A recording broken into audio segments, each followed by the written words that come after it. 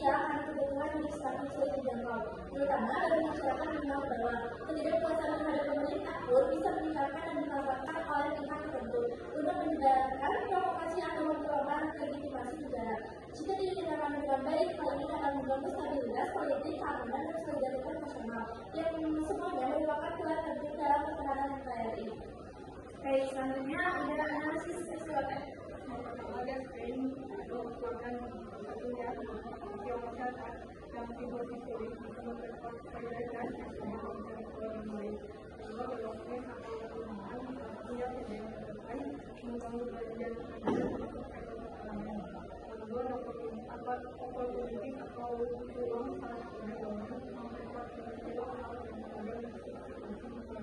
lalu yang efek teman ini habitat politik dan ekonomi.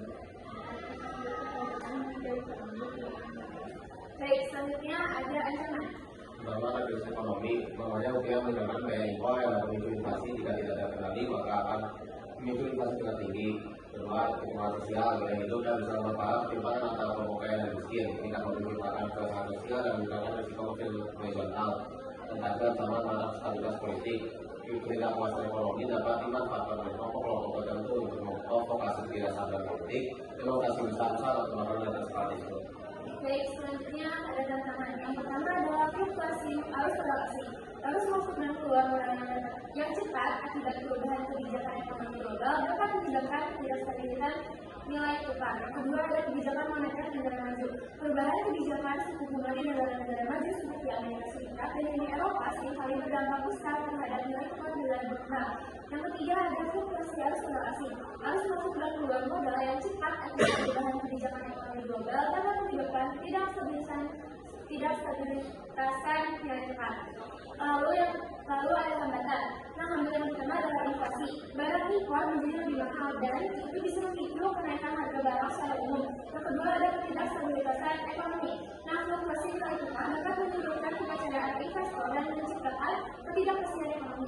Yang ketiga adalah utang luar negeri bertambah. Jadi jika utang dalam bentuk mata uang asing, maka pembayaran cicilan dan bunga akan lebih mahal dalam rupiah.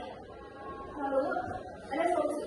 Yang pertama, solusinya intervensi moneter dan penstabilan rupiah. Bank Indonesia harus terus melakukan intervensi pasar falas secara selektif dan menaikkan suku bunga acuan secara terukur untuk mengurangi tekanan terhadap rupiah dan menarik kembali aliran modal asing. Selain itu, kerjasama dengan negara lain melalui bilateral swap agreement dapat memperkuat cadangan devisa. Solusi yang kedua, kurangi impor dan perkuat produksi dalam negeri. Pemerintah harus segera memperkuat program substitusi impor, terutama untuk barang-barang strategis. Dana subsidi bisa dialihkan untuk mendorong petani, UMKM, dan industri lokal agar bisa memenuhi kebutuhan dalam negeri. Ini membantu menjaga kestabilan harga dan memperkuat fondasi ekonomi nasional. Lalu yang terakhir, dorong sektor ekspor dan pariwisata. Sektor-sektor unggulan seperti pertambangan, perkebunan, perikanan, dan manufaktur perlu difasilitasi agar ekspor meningkat.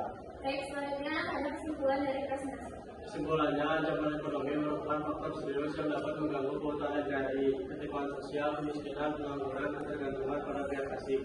Serta praktek ekonomi yang tidak adil bisa memicu konflik dan melemahkan persatuan, dominasi asing, dan eksploitasi sumber daya oleh korporasi luar juga mengurangi kedaulatan negara. Tanpa kebijakan yang tepat dan adil, persoalan ekonomi ini